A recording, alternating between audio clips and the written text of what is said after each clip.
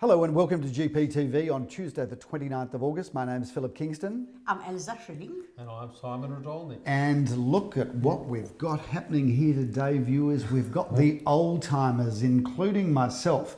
Although we wouldn't describe ourselves as old-timers, would we? It would be more the fountain of information, the oracles, perhaps. Viewers, we were laughing off camera before that between the three of us, we've got 104 years of real estate experience. So almost too many. I think you say almost too many. Let's go back in time. When did we first meet? Because I know exactly when and where. In the early 80s, I remember I was already working at one of the, can we say the agency there? Yeah, why not? Why not? It was then Talbot Diamond. They were the leading agency at the time, and we first met in 1984 when I, as a young cadet, joined Talbot Diamond, and you were one of the senior players, the people that we looked up to, the guy that we went to for all information. And Elsa, how long have you been in the game? I started in 1988. Yeah. And as a first information from me regarding real estate was Gary. He was the only person I knew that was in real estate already. So there's a funny story to this, isn't there? Absolutely, and he told me don't do it.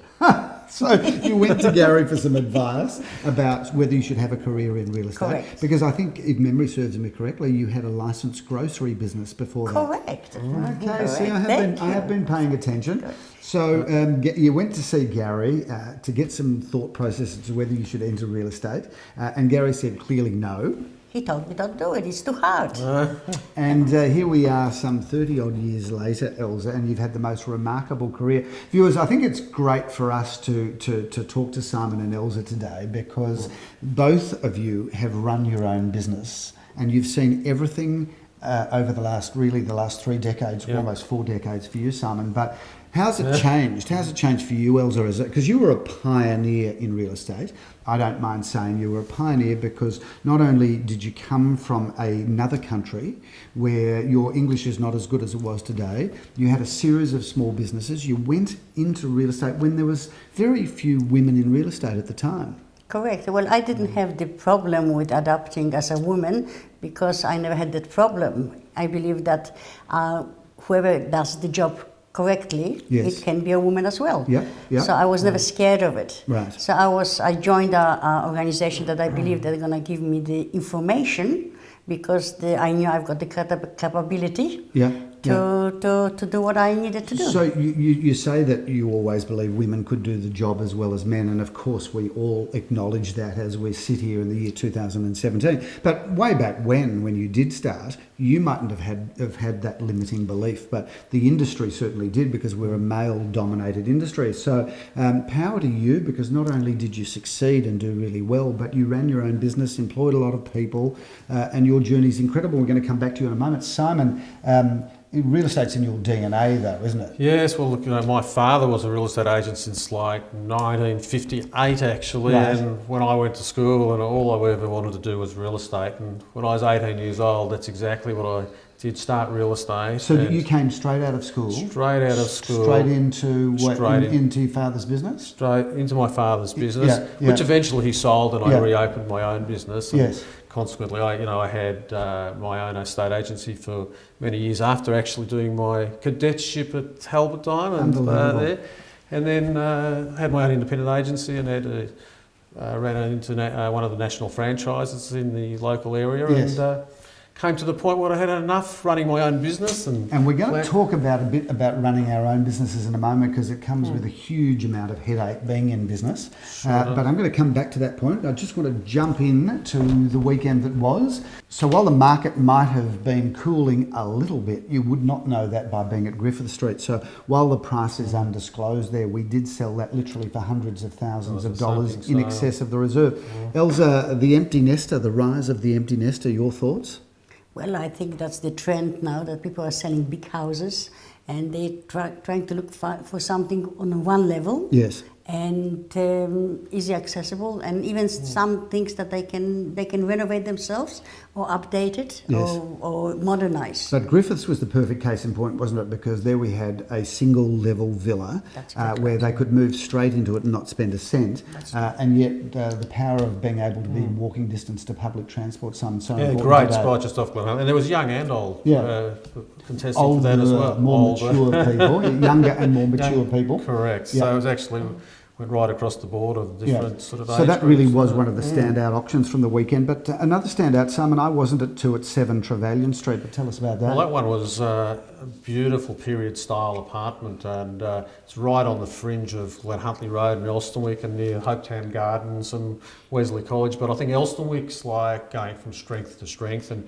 buyers love those really older style period apartments. They do, and that had a price range of $680 to $730, and we beat that price quite significantly. A few buyers heavily contested. An auction that I was lucky enough to do, which was Town Residence number 6 at 98 Westbury Street, which was the most beautiful tri-level, that is in 3 stories, town residence, where the owner had bought it off the plan from us, brought in their own styles and finishes, which is becoming so popular today, and that sold, had a reserve of $1,100,000, and yet sold for $1,250,000, so completely smashed the reserve.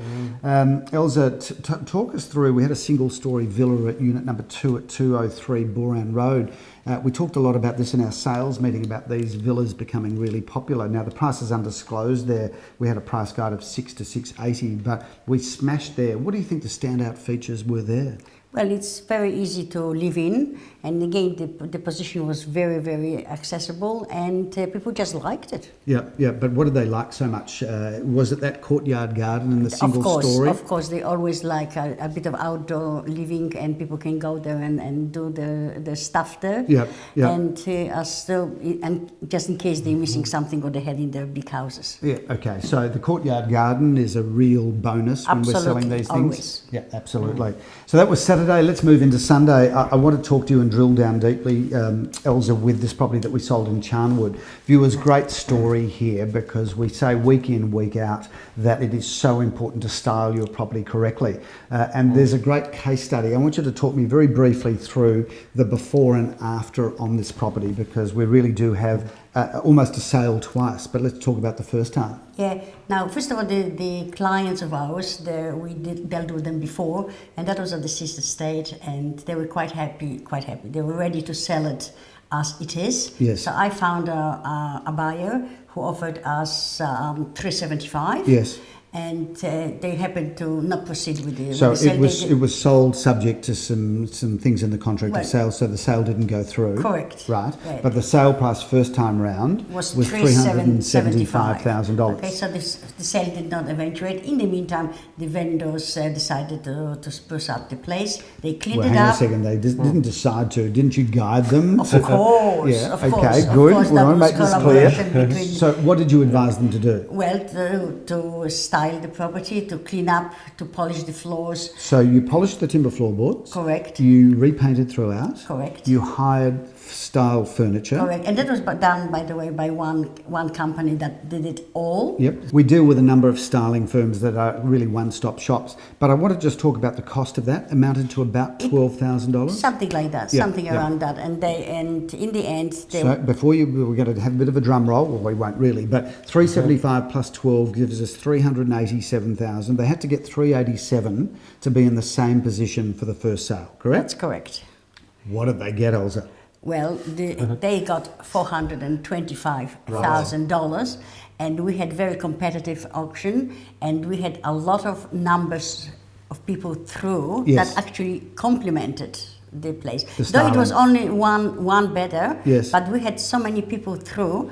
And it was amazing. So there is a classic case in point, Simon, isn't it, where presentation is absolutely critical. And viewers, when we talk about presentation being critical, it's not just when the buyer walks through the door, is it? Because this is an online world we work in. So when we take photographs of a property that's been beautifully styled, then the first image somebody's going to see on realestate.com or domain.com or on our website is wonderful photography. That's right. So we just understand, and there is just a classic story in a low price point because everybody thinks this only happens with the really expensive stock, doesn't it? But there's just a great example of selling almost 10% more than what you had by injecting a small amount of money. The best presented properties get the best prices. It's proven time and time It's like again, selling isn't a it? product, any other product that you want to show it in the best possible light. Leor Samuel was very busy on Sunday afternoon at number 142 Sycamore Street. Small parcel of land with a home that was fairly original inside, where we had a price quote there of $1,350,000 to $1,485,000. Leor and his team smashed that with a selling price of $1,762,000. So massive result. Speaking of massive results, you've now both been with us for a number of years, and it's great to have you both as part of the team. Thank you. But let's just talk about the things that you're now able to do differently. In the old days when you were running your own business, that involved having to do absolutely everything. Now all you do is focus on clients. Is that a new and better experience, or how does that sit for you? Well, obviously this is much better experience because we don't have the weight of looking after the business and people in the business. Yes. So we can just focus on our clients. Yes. And the other big difference is also, and when I was talking to one of my past clients, was saying, but when I was still in my old company, they said, well, I'm going to go with you because they've got a bigger database. Yes. And I said, well, if you've got your place, which is fantastic, we're going to attract a lot of people by advertising.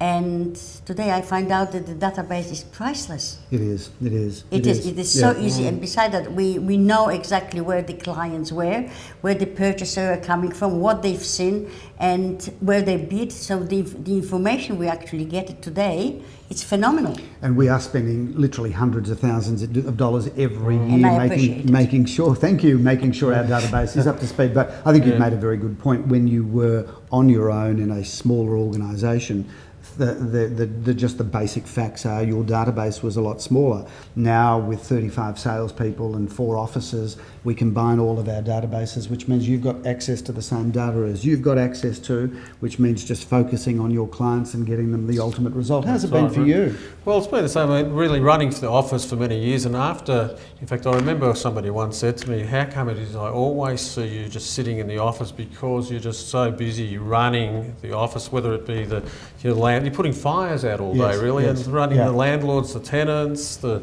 staffing issues, and you just can't really get out there and do real estate to really service your client. And the fact that at Gary Pune Associates, apart from this amazing database, which we used to, quite honest, all say we had these databases, but we didn't have a database like this. This is like an amazing, in fact, it's such a database that, and we all work that cooperative and cross-selling and nomination as work as a team. Yes. But the access to the buyers, it's impossible really for the buyers to be looking in our area and not be a part of our database, which we maintain so well. So, but we get a chance now to really look after those buyers. So you really, both of you have gone back to the basics, because you opened an agency because you wanted to work in real estate, but then you became a slave to the running of the business. And I know how you feel, because when we were much smaller, we had to do all of that too. But now with our investment in technology, with our many people doing all of the things that none of us really want to do, it gives us the opportunity to focus on clients. And speaking, Simon, of clients, let's talk about this weekend, because we have 10 auctions this weekend, and we've got a very busy weekend load, and you're out there doing some auctions as well, Simon. We'll talk more about you as an auctioneer in a moment. But we're going to kick it off at number 12 Hughes Street in Brighton East. Simon, take us through this property. Well, 12 Hughes Street is a nice period home. It's in a great position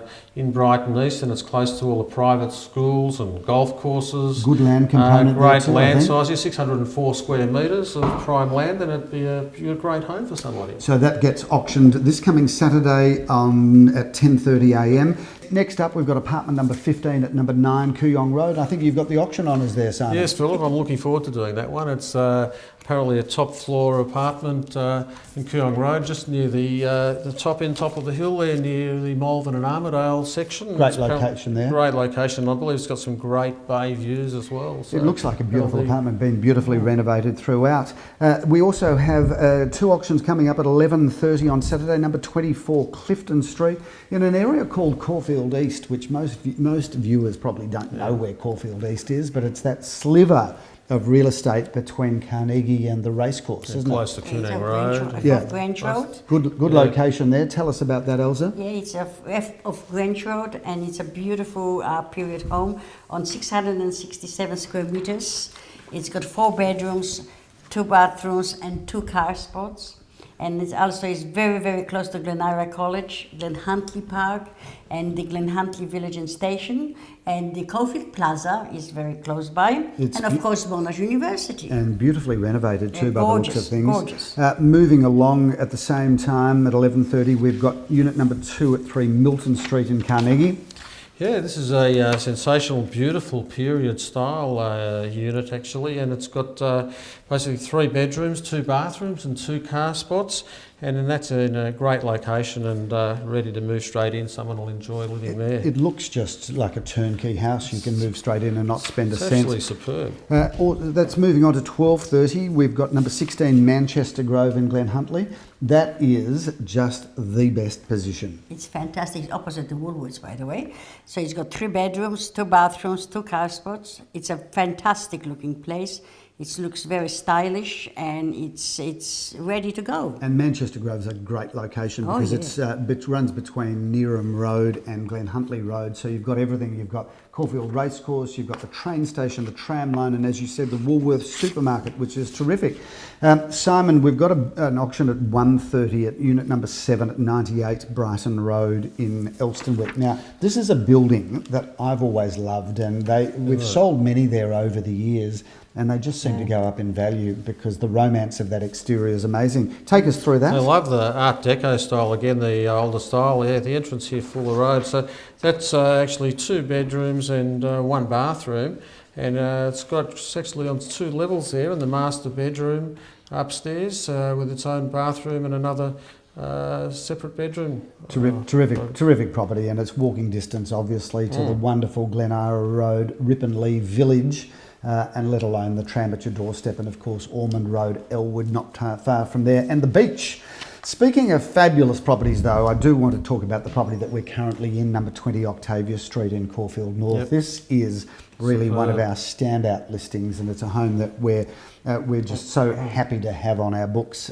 We've had some really good response here, as you would expect from a home that has only had one owner. Our current owners designed and built this home, and they've loved living here, reluctantly moving on.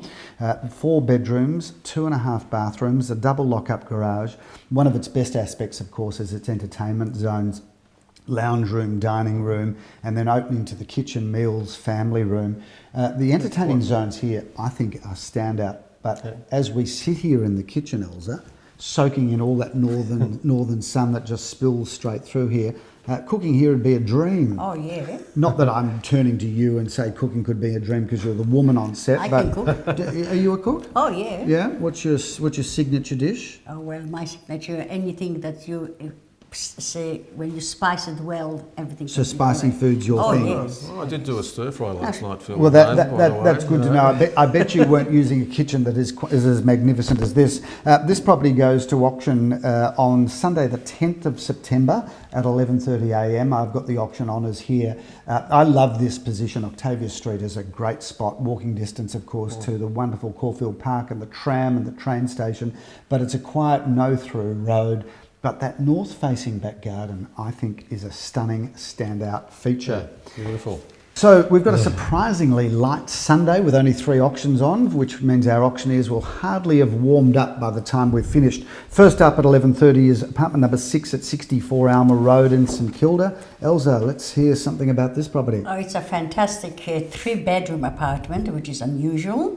And it's got a 1 bathroom and 1 car space, which is tandem. It's got a nice living area for dining and kitchen area, and it's a very, very funky bathroom. It is, and what an amazing addition to that property is also its communal deck at the top, which looks completely extraordinary. That's a good one, jump out for that. So also at 11:30 we have villa number 5 at 305 Hawthorne Road, right dead centre Caulfield. Tell us about that, Elsa. Well, it's a one single level villa unit, which I'm looking after it with Nikki. and it's got 3 bedrooms, and it's got a 1.5 bathrooms and a lock-up garage. We talked about those villas in our sales meeting, saying how popular they are across all of the different buyer demographics. So a really good property. In conclusion, on Sunday at 11:30, so it's all over by midday. We have 53 Satin Street, a wonderful address. Simon, tell us about this property. Yeah, that's a good Art Deco home. It's on 635 square metres. It's got 3 bedrooms, 1 bathroom and car space, and that home, whilst you can move straight into it, you could actually renovate it, or subject to council approval, you could probably do some sort of development. Well, on 635 square metres of land, it really is a development opportunity. Subject, of course, we always have to say, to council approval.